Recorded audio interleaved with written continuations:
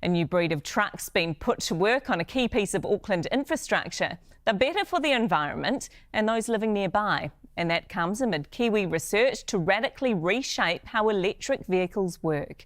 Here's Kim Baker-Wilson. It does the same as every other big truck. But there's a big difference in the way it sounds. Practically no noise whatsoever. Because it's electric.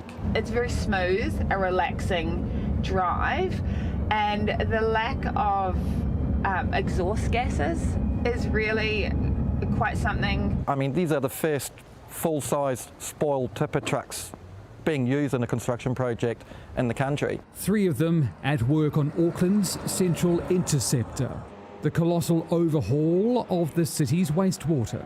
We can very easily swap the battery out, 5-10 minutes, new battery on, and we're back on the road again. With a day's work and almost 200 kilometres in between.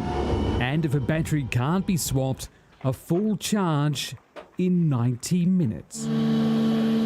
But here, researchers hope that can change for everyone. We're really trying to achieve the next evolution in EVs.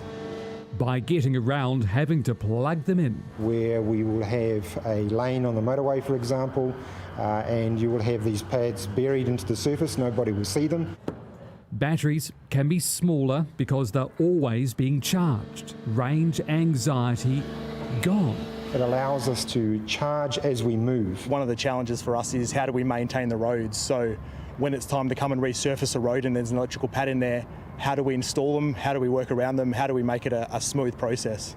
Back at the Central Interceptor, the electric trucks are going very smoothly. The neighbours don't get the idling noise, they don't get the noise of the trucks coming and going, so they're a real benefit to our good neighbours who have put up with us for quite a while now. As a new road is paved for the future.